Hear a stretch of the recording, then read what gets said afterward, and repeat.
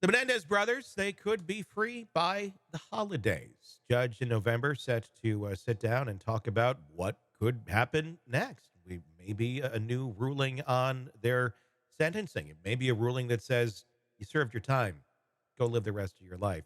It could be you're staying in, buddies. Sorry, we just don't know the answer to that yet. His family outside of an LA courthouse just this last week, pleading for the judge to be sensible on this. We're in a different place in time. We're in a place that we should have been all those years ago, 30 years ago, where we did recognize sexual abuse of young boys. But unfortunately, back then, it wasn't quite that way. Joining me to discuss, Robin Dreeke, retired FBI special agent, chief of the Counterintelligence Behavioral Analysis Program. It really is shocking. I got a chance to watch the Menendez documentary on Netflix the other night that showed both Lyle and Eric talking about their experiences. I found it to be very compelling, very authentic. They have nothing to lose. They're just telling their story. And their story really, it hasn't changed since they opened up about the abuse all those years ago, and more people coming to their defense saying, yeah, Jose was kind of like this. What do you think about this? Is it time that we recognized what really went on here and took a look at it from, I guess, I would almost say more civilized glasses than we were even 30 years ago, and recognizing the effects that sexual abuse on young boys can have, which could very easily include murdering your abusers? You hit it right on the head there, Tony. I was thinking about this exact same thing that you said, and that really impacted me back then. Because 30 years ago, I mean, just think about this. Because this is what made me think about this. So, thinking about 30 years ago, this is a time period when you couldn't even imagine. Because I couldn't imagine. I remember hearing about this case and getting caught up in the same rhetoric of guys don't sexually assault or abuse other guys. Surprise! And exactly, right? Because remember, this is a time period in which Ellen and her sitcom got canceled because she said she was gay. Yeah. That was like non can you imagine on TV today someone having a show canceled because they said they were gay? Well, It's like, yes, yeah. And another, and I want you to continue, but another point to make on that moment in time, people looked at people who were gay almost as negatively as they look at predators, child predators, which is yeah, insane. But yeah. that is how people correlated these sort of things back then. It was messed up, but that is how society was as a whole. Please continue. And so when you took that, as I remember this at the time, I remember saying the same thing to myself, was like, that's weird because you didn't hear about it. Again, was the news never put out there about male on male sexual abuse, especially father on son sexual abuse. It was like it was a massive data point. We talk about behavior arcs in society. That was such a blip. And then the other thing that the press was putting out back then was the wealth. They showed the motive that everyone else saw was, or they want a spending spree. So when you put those two things together at the society at the time, they looked guilty. It looked like it was a horrendous thing that the boys did.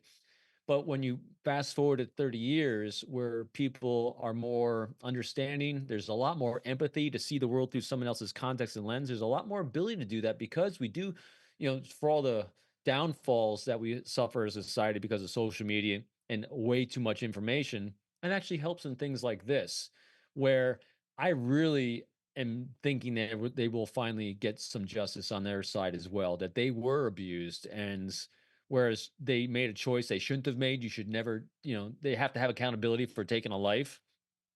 But I think they've done their time. Why do you think society was so hard on them at that moment in time? Was it the jealousy of the wealth? I mean, people get real petty when it comes to that sort of stuff. If you do, I don't have that. I mean, inside their mind, they have that. Well, screw what they went through, or also, I think maybe look at all the wealth that they have, and well, men internalizing, going, I went through some stuff. I've been a man enough. I got through it, and these two, they lost it. It was very much a weird way of looking at victims, but it is kind of a way that I think some of society, I think a lot of society back then did view this sort of stuff also out of weird ways of jealousy of things they don't have themselves. And then almost like, well, they deserved what they got, that sort of a thinking. it's the image that popped in my mind as you're describing that is, kind of goes into everything we've been talking about in the last couple cases is this whole group think that we have as a society and how it keeps moving and transitioning because we're in the middle of it. So remember, so this is the 70s and 80s time frame. We're coming out of the what I call the Leave It to Beaver world where right post World War II, when TV started becoming a lot more popular and shows are put out there, and what the shows and imagery that was put out there was that the standard healthy American family was a husband, a wife. The I Love Lucy you slept in two separate beds, and you had the perfect children, and there was none of these horrendous things going on in the world. And so, when you saw horrendous things that happen, it couldn't be the perfect father image. It had to be the bad boys. It had to be this money driven thing. It was so it's easy to see the imagery of the time period that created the negative confirmation bias against the boys. Mhm. But because we don't have that same kind of confirmation bias now, it's easier to do that. I mean, Yeah. again, when you look at Law and Order evolves over the time. Yeah. Going back to our Salem witch trial time that we were just referencing on the other case, there was a time in our history when that was the way in which we dealt with people that we were doing things we didn't understand. So you must be a witch, so we're going to burn you at the stake. Mhm. That was Very Law and Order. yeah, very It simplistic evolves. way of looking at things too, where it's like, "It's not this, it must be that," and that's just how we went. I think because the case stood out and the behaviors they did and that they accused the father of doing stood so far out of the norm for the time that was known because this became a public trial, became very public. And since the public hadn't seen anything like this, now again, the prosecutors, investigators, defense attorney, they probably have seen things like this back at the time because what we do as a society doesn't really change. The criminal behavior that we've done in psychopaths, they've always been around. They've always done those things. They've either killed people with knives, guns, or whatever was available to them. But this behavior probably wasn't any different than had been seen before, Mhm. but it was different from what the public had seen. Yeah. And it was more of a public case. So it was the first time the public's veil of innocence, I think, was being let down. Yeah. And they were seeing things like this for the very first time. And it struck them as crazy. I Yeah. mean, the same time and when the Challenger exploded, I just got done reading the Challenger Yeah. book. It was such a mind shock, 9/11, such a mind shock. The first time you see something, your mind can't really wrap around, and I think that was part of the case of why this happened the way it did. Yeah, your mind tries to find reasons and not really accept the extremeness, and that's where you get conspiracies and all that.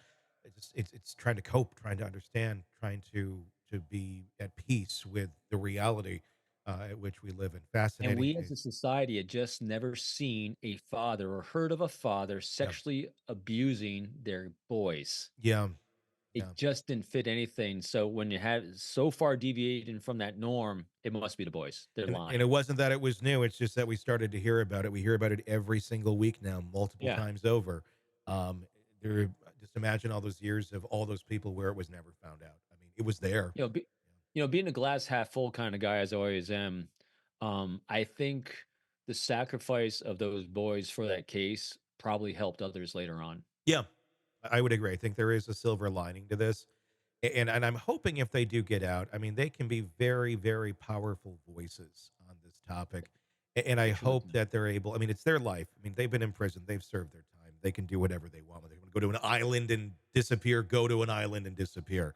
But if they want to do some more work, if they want to have more of a purpose and give back, I could totally see that being very powerful going out and advocating for this because there's so many Absolutely. voices. I mean, the ability for them to be advocates for victims Yeah. of this, was tremendous. Yeah. Hey, thanks for checking out the video. Be sure to follow us wherever you download podcasts, and especially Apple Podcasts, where you can get advanced episode and premium content on our premium channel right there. Also, be sure to follow us on social media so you don't miss any breaking updates on the stories that matter to you most. We're on TikTok, X, Instagram, Facebook. Just search Hidden Killers Podcast with Tony Brueski, and you'll find us right there. Again, thanks for watching.